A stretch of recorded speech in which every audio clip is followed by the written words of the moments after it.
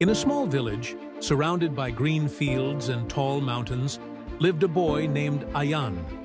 The village was simple. Children played in the dust, men worked in the fields, and women carried baskets of vegetables to the market. But Ayan was different. While other children spent their time flying kites or playing marbles, Ayan sat by the riverbank. With a stick, he drew pictures in the sand, bridges, tall schools, and machines that existed only in his imagination. His friends laughed and said, "Ayan, stop wasting time. Come play with us." But Ayan only smiled. He was not just playing, he was dreaming. Ayan's father, Karim, was a hard-working farmer. His mother, Zainab, sold vegetables in the market to help support the family. One evening, Ayan asked his father, "Baba, why don't we have big schools here like in the city?" Karim sighed. "Son, city life is for people with money. We live with what God has given us." Ayan answered firmly, "One day, I'll build a big school here. Children from our village will study." His father laughed gently and said, "Dreams are good, my boy. But remember, dreams need hard work." The village school was small, just 3 rooms and 1 teacher. Still, Ayan loved going there. His teacher, Master Iqbal, noticed his sharp mind. While most children memorized lessons, Ayan always asked questions. Why does the sun rise in the east? How does electricity work? Can we make our own machines? Most children giggled, but Master Iqbal encouraged him. Keep asking, Ayan. The world belongs to those who never stop questioning. That night, under a sky full of stars, Ayan whispered to himself, "One day, I will go beyond this village. One day, I will make these dreams real." And with that promise, his journey had just begun. Visitors from the city came to Gulabad. Among them was a kind young woman named Sarah. She found Ayan drawing on the sand. "What are you making?" she asked. Ayan showed her a bridge connecting the village to the town. Sarah was surprised. "That's amazing. Who taught you this?" "No one," Ayan said shyly. "I just imagined." Sarah smiled warmly. "Then never stop imagining. If you study hard, you can make these dreams real." That night, under a sky full of stars, Ayan whispered to himself, "One day, I will go beyond this village. One day, I will make these dreams real." And with that promise, his journey had just begun. That night, under a sky full of stars, Ayan whispered to himself, "One day, I will go beyond this village. One day, I will make these dreams real." And with that promise, his journey. One afternoon, Master Iqbal gathered the students. "Children," he announced, "a competition is being held in the city.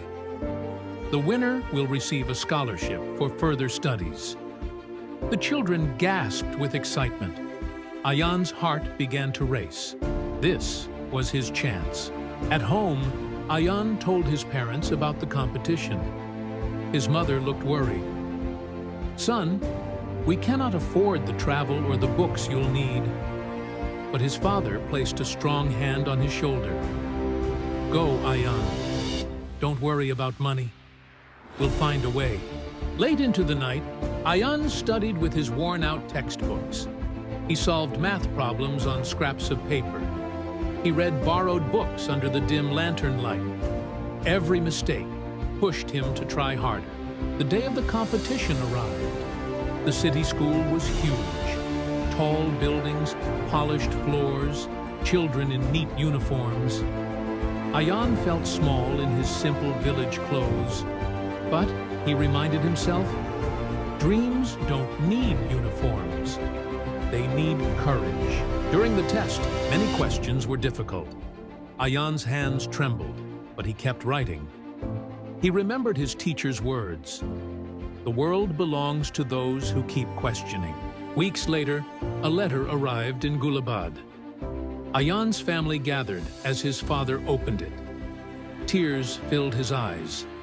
Ayan had won the scholarship. The whole village celebrated.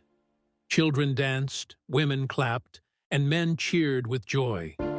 Ayan stood in the middle, smiling. He whispered, "This is only the beginning." Narration. With the scholarship in hand, Ayan prepared to leave Gulabad.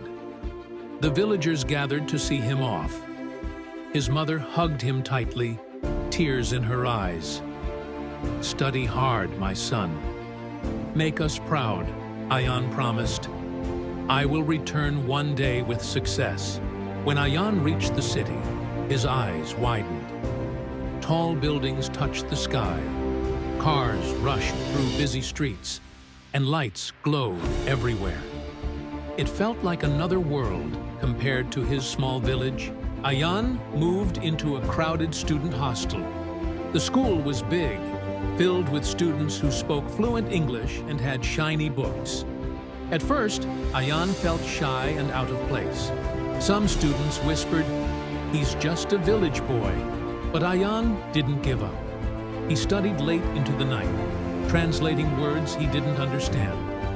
He worked part-time in a small shop to cover his expenses.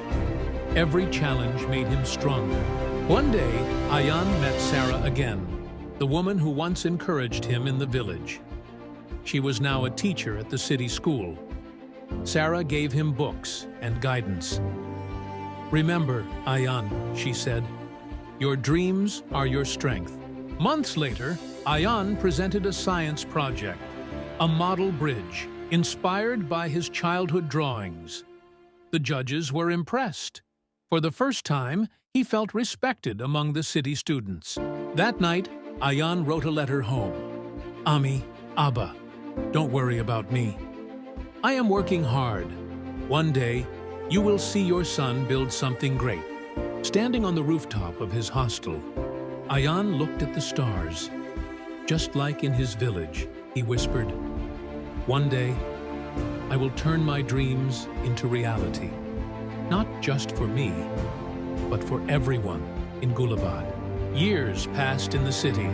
Ayan worked harder than ever, studying by day, working by night. Slowly, his grades improved, and teachers began to notice his talent. One year, Ayan entered a national science fair. He built a model of a solar-powered water pump, inspired by his village's struggles. The judges awarded him first prize. Ayan's name was announced across the hall, and he felt a wave of pride. Soon, a local newspaper printed his photo with the headline, "Village Boy Wins National Award." His classmates, who once mocked him, now clapped and congratulated him. That evening, Ayan received a letter from his father. "Son, the whole village is proud of you. Children are now dreaming because of your story." Ayan's eyes filled with tears. He realized he was no longer chasing success just for himself. Because of his achievements, Ayan received a scholarship to study at a top university. He walked through the grand campus, filled with confidence. He knew this was another step toward his dream. At the university, Ayan began teaching younger students who struggled, just as he once did. He told them, "Never be ashamed of where you come from. What matters is where you want to go." One day, Ayan presented his project on affordable bridges for rural areas. Professors and officials listened carefully. His ideas could change the lives of poor villages across the country. Late that night, Ayan sat alone in the library. He looked at his old drawings, the same bridges he once sketched in the sand. He whispered, "Soon, I will bring these to life." Years later, Ayan returned to Gulabad. But this time, he was not just a village boy. He was an educated young man with big plans. The villagers welcomed him with drums, flowers, and smiles. Ayan hugged his mother and father tightly. Tears rolled down his mother's cheeks. "You kept your promise, my son," she whispered. Soon, Ayan began building the very school he once dreamed of. Children gathered around as he placed the first stone. "This school is for all of you," he said proudly. Months later, the new school stood tall in the middle of the village. Bright classrooms, clean benches, books, and smiling children filled the halls. It was everything Ayan once drew in the sand. Ayan also designed a small bridge across the river. Now, villagers could reach the nearby town safely, even during floods. Everyone called it Ayan's Bridge. One morning, Ayan spoke to the children of Gulabad. "Dream big," he told them. "Don't let poverty or fear stop you. If I can do it, so can you." The whole village celebrated with music, dancing, and joy. Fathers smiled with pride, mothers prayed with hope, and children chanted Ayan's name. That night, Ayan stood outside and looked up at the stars, just like he once did as a little boy. He whispered, "Dreams are not just for ourselves. They are for everyone." And with that, Gulabad began a new chapter of hope.